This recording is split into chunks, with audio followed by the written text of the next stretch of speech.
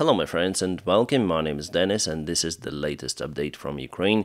The news I was waiting for and we all were waiting for a very long time.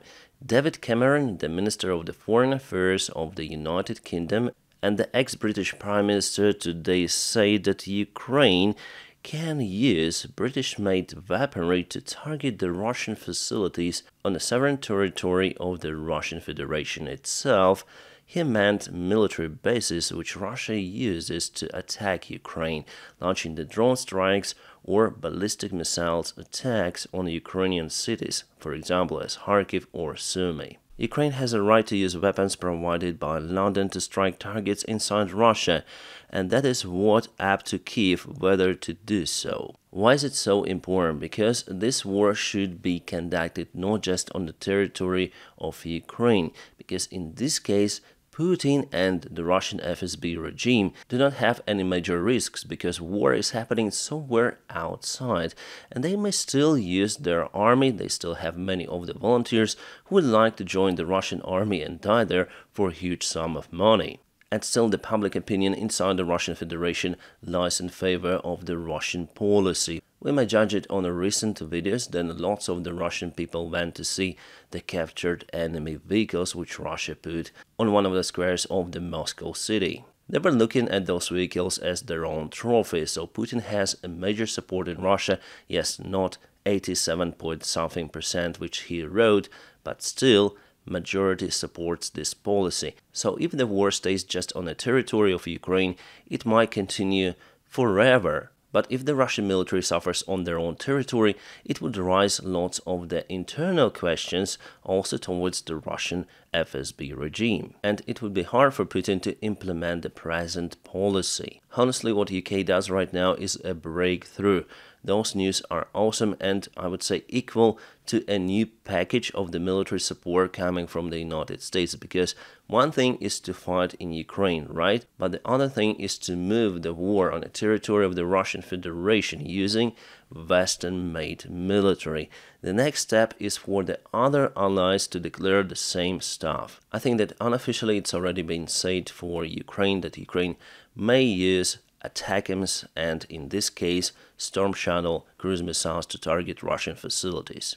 Whether Ukraine will also target the Russian energy infrastructure as Russia does for Ukraine, well, I think it depends on the will of Ukrainian authorities. It could be the other way to spread the panic within the Russian society and maybe cause people to leave the bordering regions with Ukraine, creating some sort of the buffer gray zone as Putin promised to do in Ukraine. The statement of David Cameron also goes in parallel with the military support from the United Kingdom. The United Kingdom has announced that Ukraine will get the military support packages every year for quite a big sum. We're speaking more than £3 billion, which is on a regular basis is just awesome. Also remember, yesterday President Macron said that France do not have red lines. It may even deploy the forces in Ukraine if Russia somehow breaks the Ukrainian defense.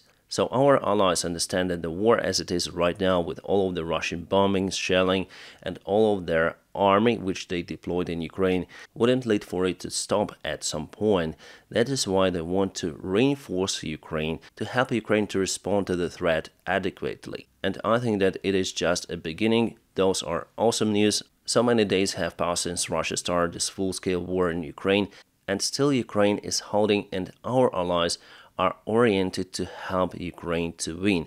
Also, it shows us the signal that the Western world, with all of its bureaucracy and inability to solve the issues very fast, let's be honest with it, because we see it judging on Ukrainian support before, still they're oriented to save Ukrainian sovereignty. Yeah, at this stage we're out of clue whether Ukraine would be able to liberate all of its territories, but we see that our allies will never let Russia to occupy Ukraine, to destroy Ukrainian culture, Ukraine as a sovereign country, even if it would cause the NATO forces deployment in Ukraine, for example, from France.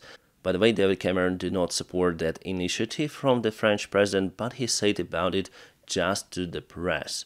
We do not see lots of the stuff that is happening behind the curtains, because at one stage politics do not support that stuff or this stuff, but in a while they're voting for it with a major support. We saw how it happened with the military bill in the United States and Mike Johnson's reaction in it. And we also see Russians' reaction on that. It's very harmful for them indeed. Before they were mocking Macron and now David Cameron for escalation. Why does the West want to escalate? It's only our job to do.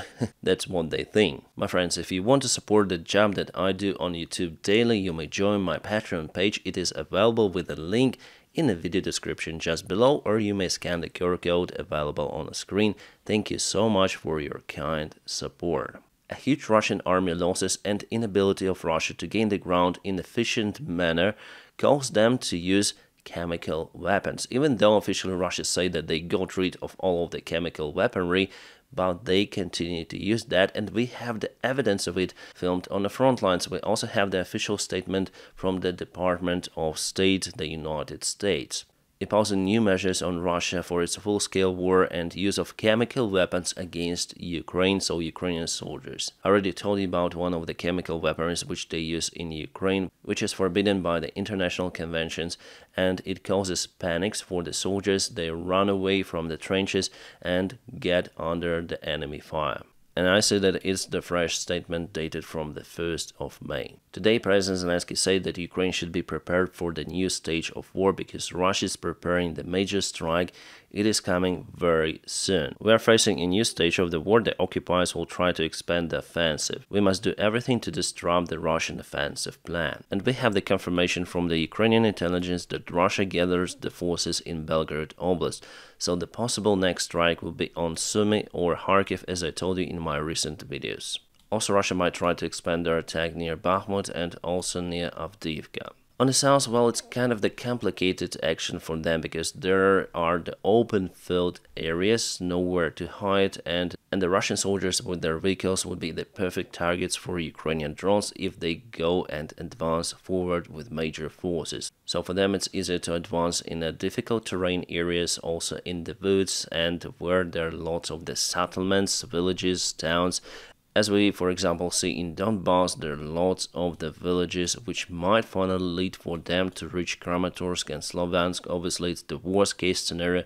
I do not think that the current Russian army has the resource to get those cities under control, but they might try to do so with their major attempt strikes, so Ukraine should be prepared for it. The big attack from the Russian side is imminent, as Zelensky says, and also as Ukrainian intelligence reports. So if the Russian strike happens, for example, on Kharkiv, I think that it would be a very big mistake conducted by the Russian army. This attack will fail. Also, the commander of the ground forces of the Ukrainian army, Alexander Pavluk, confirmed the information about the possible strike of the Russian army on Sumy and Kharkiv. So we have the confirmation of those rumors already from Ukrainian military officials, high-ranked military officials, so probably Russia would do it. The good thing that Ukraine knows about the case and it prepares to withstand against that major strike. From what I know, Ukraine prepared lots of the trenches on the northern side of the country, and trenching of the Kharkiv region was done much better compared to the eastern part of Ukraine. Our allies are increasing the efforts to provide more of the tools for Ukraine. For example, here the German company Hensoldt will allocate 6 of the RST radars for Ukraine. That's awesome. Those radars are much more important compared to the launchers. Also, we have the information from La Repubblica that Italy agrees to supply RST systems to Ukraine. Those are the analogs of the Patriot systems. About the Patriot systems themselves, Ukraine will get more of the units, more of the systems very soon. They will be delivered in the same time with F-16s, as many sources say. I think that F-16s will be a major tool for Ukraine to strike the bases on the Russian territory as well as on occupied territories, and we see how Ukraine now gets rid of the Russian air defense, for example in Crimea.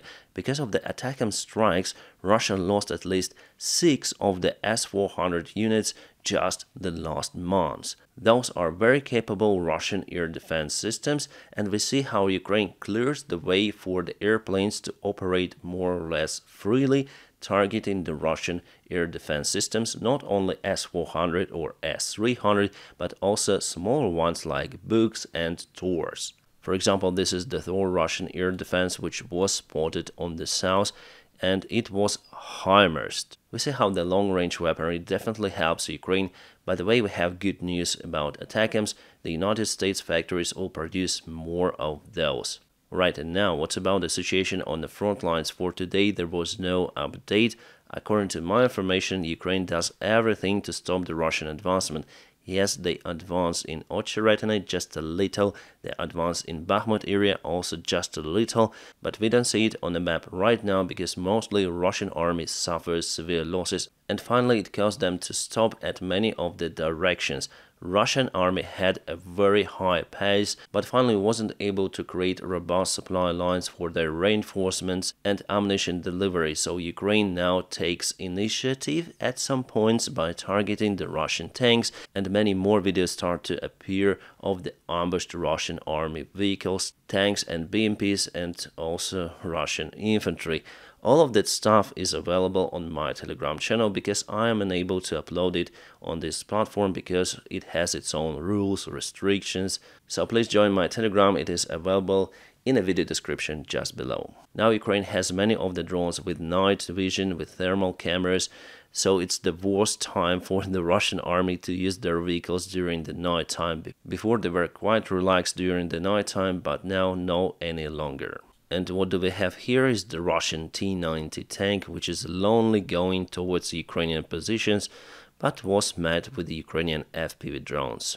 And finished with more FPV drone strikes. A true motivational speech for the Russian soldiers. Sorry guys, I will not turn on the volume because after all you see the text. So all of you will die, but you know one thing. Flowers will be brought to all of your headstones for centuries. Every warrior's name will be carved into memorial plaques. I hope I read this word correctly. Eternal flames will be lit for all of us. Well, how could it possibly be a motivation? I'm out of clue, but they say so. I listened to it on Russian confirmative. Well, I'm sure that in close perspective, those Russians will be remembered as inhonored bastards. And this period of the Russian history will be remembered as one of the worst ones.